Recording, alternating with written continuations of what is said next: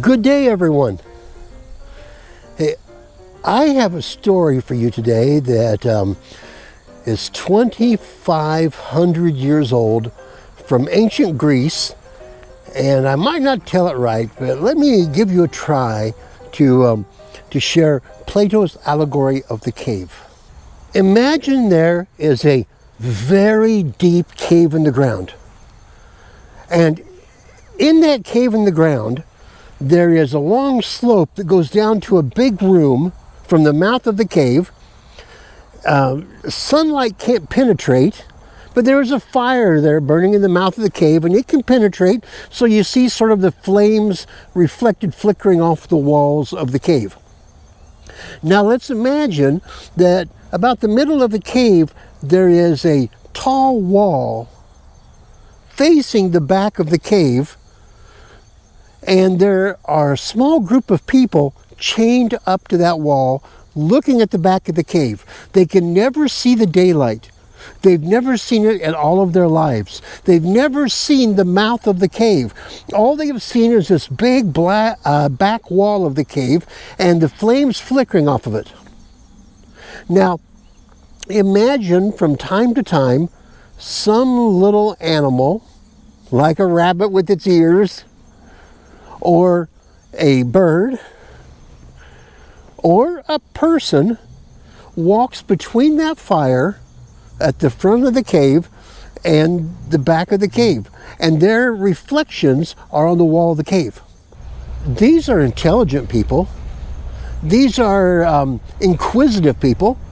These are people that have never seen daylight and never seen a real rabbit, but they have seen the shadows on the back of the cave, and they are close enough to each other they can turn and discuss to each other, discuss what it is they see.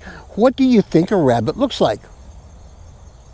Do you think a rabbit looks like a fuzzy little bunny with little ears? Or do you think a rabbit looks like a really large, shadowy figure with big horns or something coming out of the top of the head and that reaches real high into the cave and is a scary thing? Or do you think it's just a little ball that runs across? I don't know. They don't know. How would you, if that's all you saw, how would you describe a rabbit?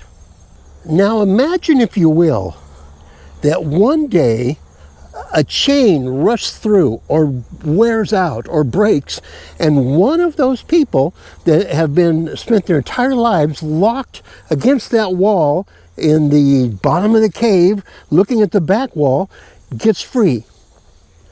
And supposing they wander around for a little while because they're frightened, they don't want to get too far away from their friends, their relatives, the others they've spent their lifetimes with against that back wall. They kind of talk about moving around a bit.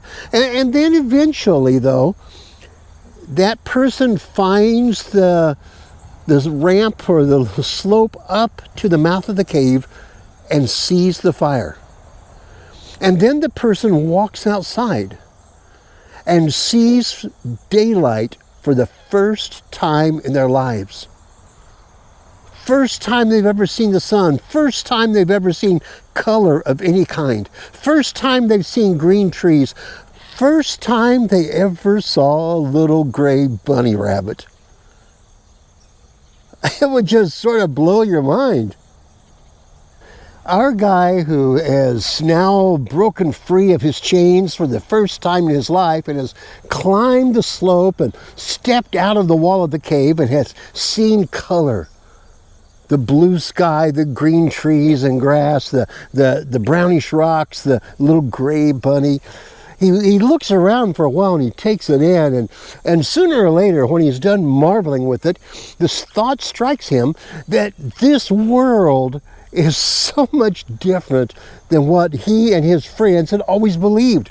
That what they see is not the world, it's the shadow of the world.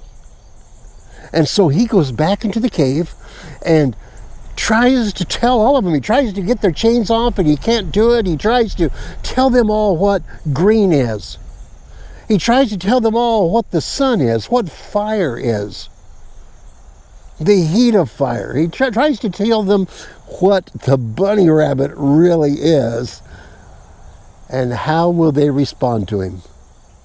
Is there any way that you can see that our escapee can explain the real world in a way that his friends can understand? Or are they just going to think he's a raving lunatic? You see, what's happened is he has had an experience that he cannot escape and that they cannot entertain. I mean, it would seem to them like he was a lunatic. How can they entertain the idea of green? How can they understand the concept of a rabbit, of fur? How could they understand a cloud? They can't. How can he ever forget what he's seen? He can't. So they are locked at a misunderstanding, and they are, I suppose, serious about life and living in the light that they have. It's just different. Well, I probably butchered Plato's allegory of the cave a lot, and Plato talks about the philosopher being set free, but it's my experience that this is why I am a Christian today. We can, we can use all sorts of arguments for Christianity. We can argue with science, and we can argue with all sorts of things. But when you boil it all down, I've had an experience I can't escape. And that perhaps others might not be able to entertain. And they may think I'm a superstitious, crazy lunatic. Maybe. But I can't escape what I've seen.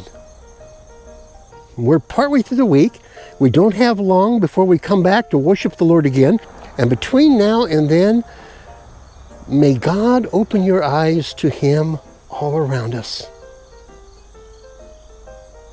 And may you know that you're not crazy if you've experienced something that is hard to articulate and hard for others to understand. Not necessarily crazy. May God bless you.